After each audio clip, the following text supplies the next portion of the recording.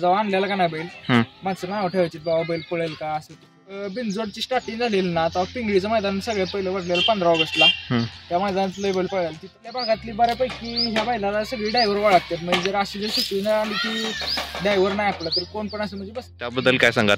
घरचा साच केला पाहिजे आणि पळवला पाहिजे का तो? ते बैल पुसेगावची फाटी म्हणल्यावर जेवढं काटा निघा नाही पल्ला असेल तेवढं जास्त पळतो बैल. तर आसरेकरांचा लाल्या आपल्यासोबत आहे, ज्याला बिनजोडचा बादशाह म्हणून ओळखलं जातं. तर मला सांगा, याची सुरुवात कधीपासून झाली आणि तुम्ही घेतलेला का घरचा होता? हा बैल आम्ही घेतलाय 40 गावावरून आलेला. दुसरा असताना आम्ही घेतलेला बैल. त्यानंतर बैलांनी पहिले जे वर्ष आणलेला तेव्हा फक्त बाहेरच जायचं. कुठली पण घाला कुठल्या पण खांदी घातला ना तरी बाहेरच जायचा बैल. त्यानंतर एक वर्ष म्हणजे असंच गेलं, म्हणजे ट्रेन बिन करण्यात त्याला. त्यानंतर पुढे मग बैल पळायला लागला. त्यानंतर मला वाटतं पहिली फायनल केलेली किनी इथली महाराष्ट्र केसरीला. त्यात बैल राहिलेला दुसरा कोणी येऊन राहिलेला बैल. तिथने परत पुढं कुमट्याच्या मैदानात राहिला. त्यानंतर बरीच फायनल केले. त्यानंतर परत बिनजोडला पोहोचलो, मुंबईला गेला. तिथने परत आता आणला मागायला. त्याला बिनजोडचा बादशाह म्हणून कधीपासून ओळखायला लागले? बिनजोडचा बादशाह म्हणजे काय झालेलं, पैसे ते का नाही आम्ही सकाळी गेलेलो. म्हणजे स्टार्टिंगच शर्यतींची होत नव्हती. पहिली शर्यत आम्ही तिथं नाव फिरवलेलं आणि शर्यत केलेली पहिली. तिथनी परत पहिली शर्यत केल्यानंतर मी त्याच्यावर परत 3 शर्यती केल्या आणि 4 शर्यती झाल्या. तेव्हापासून मग त्याला बिनजोडचा बादशाह म्हणून.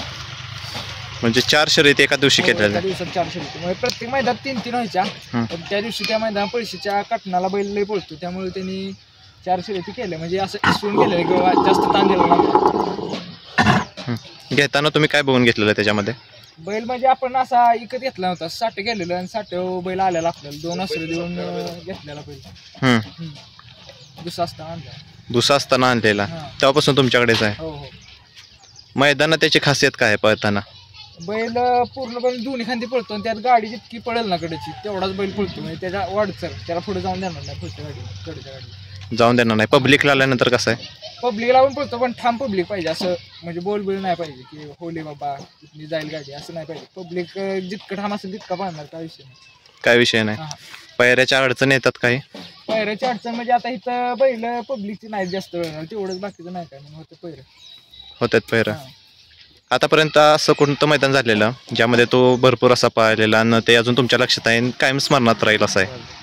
त्याच्या आधी म्हणजे बिनजोडची स्टार्टिंग झालेली ना आता पिंगळीचं मैदान सगळ्यात पहिलं वाढलेलं 15 ऑगस्टला.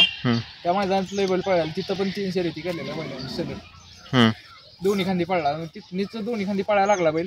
त्याच्या आधी पळत होता, पण आम्ही असं म्हणजे रिस्क घेतली नसती की बाबा पळेल किंवा बाहेर जाईल.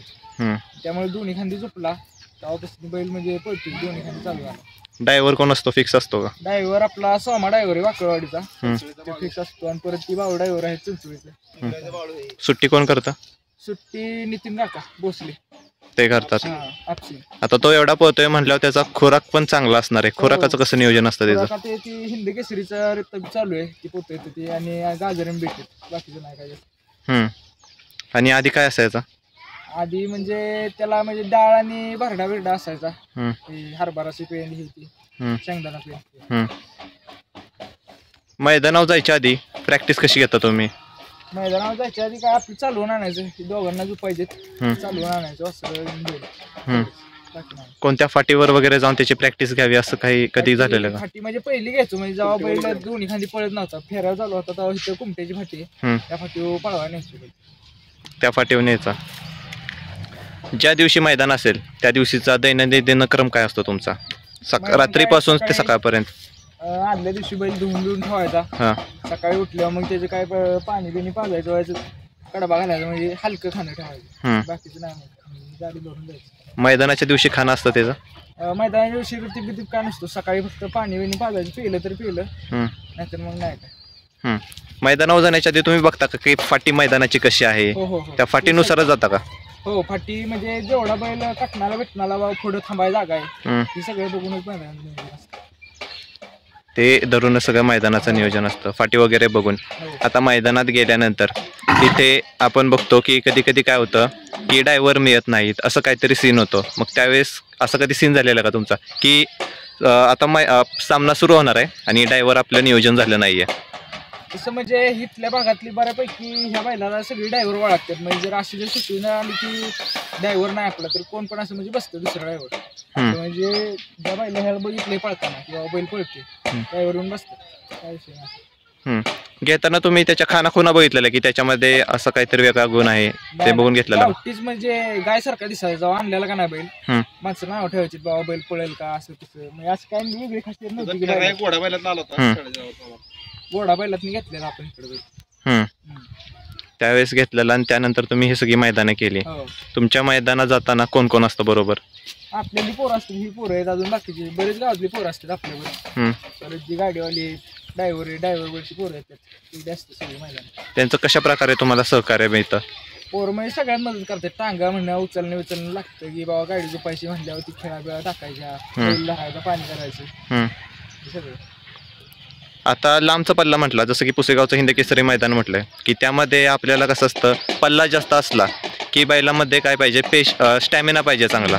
मग त्यासाठी तुमची कशी तयारी असते? अशी मोठी मैदान असल्यावर कशी तयारी असते तुमची? मोठे मैदान काय की बैल चालवत ठेवायचे, चालवला वेळ दिला की काय विषय नाही. ते बैल पुसेगावच्या फाटी म्हणल्यावर जेवढं काटाने का नाही पल्ला असेल तेवढं जास्त पळतो बैल.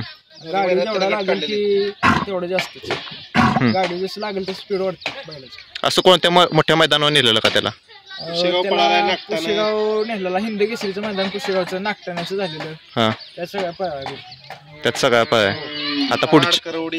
आता पुढे कोणत्या मैदानात आपल्याला दिसणार आहे?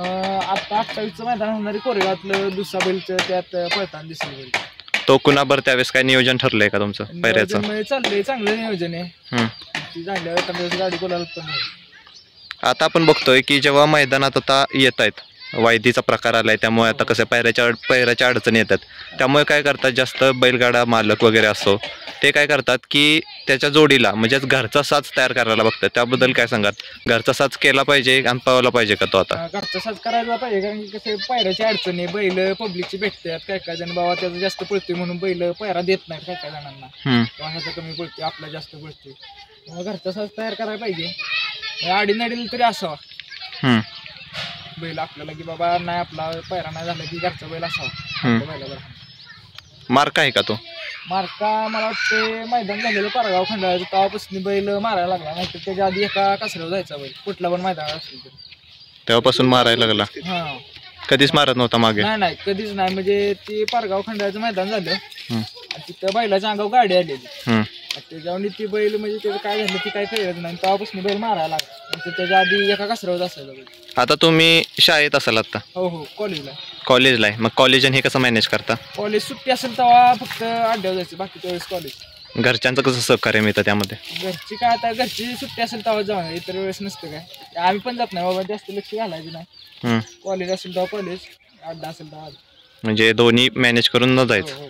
चालेल, तुम्ही एवढी सगळी माहिती सांगितली त्याबद्दल खूप खूप आभार आहे आणि तुमच्या भविष्यातील सामन्यासाठी पण माझ्याकडून खूप खूप शुभेच्छा.